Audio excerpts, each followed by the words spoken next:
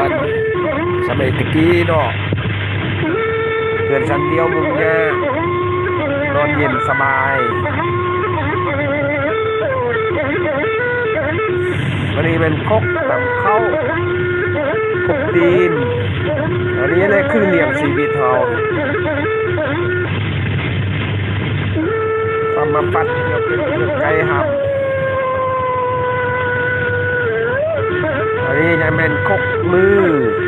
ทำโดยมือเนาะทำมือก็ได้ทำตีนก็ได้ทำเข้าตะกี้ตะกอนเนาะทำเข้าแล้วก็อาบน้ำทำเข้าเอาลวดเอาฟืนอาบน้ำวางอยู่ห้วยน้ำสดเนาะไม่ได้เสียเงินเสียขันน้ำขึ้นกันได้เนาะเรื่องมันจะมีสันเครื่องเนาะเพราะว่าฝนตกเลยมันอวยเพราะว่าเลี้ยงหมูเป็ดไก่บ่ได้ข้าง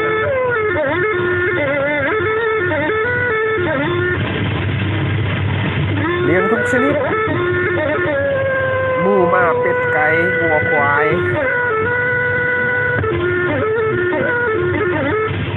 เป็นอาชีพเนาะปลูกทุกชนิดอันนี้คือมะกอกโอ้บายแสบดีเนาะ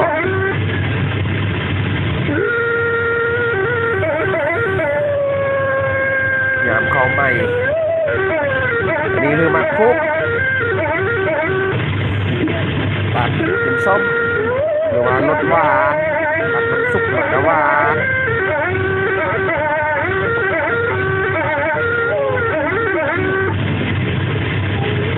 หมู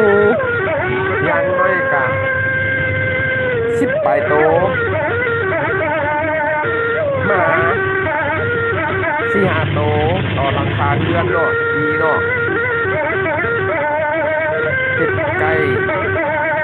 แกงบาวาเนาะงัวควายเรือนหนึ่งก็ต้องมี3-4 โตอันนี้ก็จะออกไปเวียกเนาะไปสวนไปให้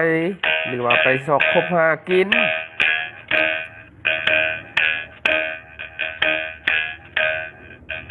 หาหน่อหานางเนาะ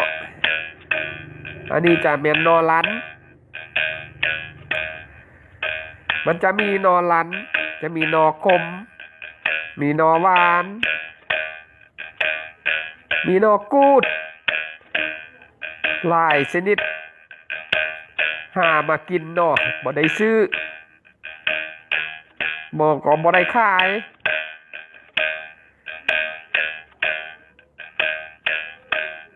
อันนี้จะเป็นให้เนาะลาวเราจูดสักเข้าใส่ตั้งเที่ยงใส่เข้าขึ้นมาแล้วย่าก็ขึ้นมาอันนี้เอาแห้งกันเนาะไปเป็นหมู่เป็นกลุ่มม่วนหลายya terketua nyam ye ของกินกาซอกอยู่แคมห้วยแคมให้แคมหน้าบ่ได้อึดกินเศร้ากินแรงกินถ้วยเนาะนี่ก็คือปลาเนาะตกตามห้วยไปบุ่นเดียวได้บักลายหาบังง่ายๆปลาโรยเนาะไปกลางซ่อนไปตรงซ่อนก็ได้บ่ได้อึดบ่ได้ยาก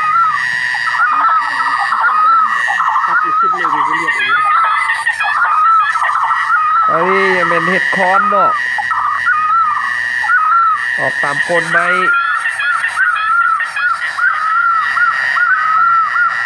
มาอ้อมาแกงโอ้ยแสบหลาย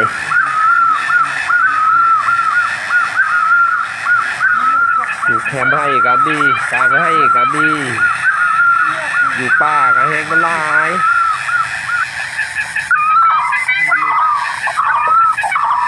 อัน เป็นเห็ดปวกเห็ดตาบกางให้ก็มีแคมให้ก็มีแคมส่วมอันนี้คือหางลิ้นเนาะเอามากางให้เนาะสนุกสนานบ่ได้เสียเงินเสียคำเนาะน้ำสดธรรมชาติเขาเคี่ยวขึ้นมาแล้วประมาณเดือน9 เดือน10เขากำลังเคี่ยวขึ้นมาแล้วนอกก็มีนกฮอกก็มีเอาหน้าเก็กเข้าปานช่วงเศร้าช่วงแรงได้4-5 ตู้คือแนวนี้แหละมาล่ามมาอ้อ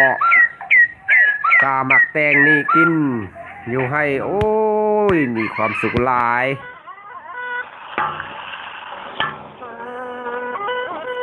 แกงผักแนกเนาะเอาผักมะแคนนี่ใส่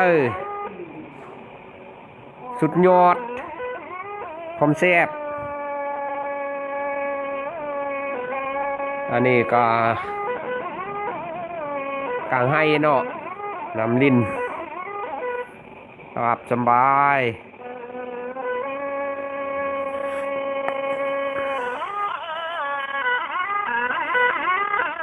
หมักแต้งหมักน้อยหมักแนกหมักก็ให้กินบ่มีราคาหมักไข่หมักแข็งคมเป็ดขี้นูอุ้ยวิตามินทั้งนั้น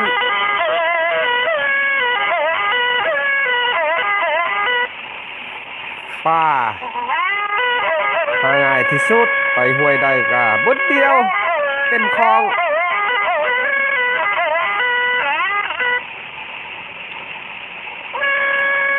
อันนี้จะเป็นมักซีนเนาะกินส้ม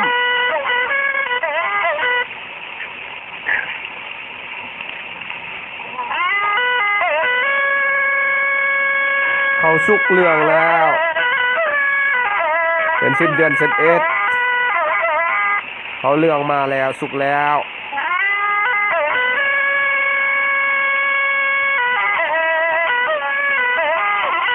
ตาอ่อนซ่อนโอ้มันตามห้วยตามเนินผู้แต่ให้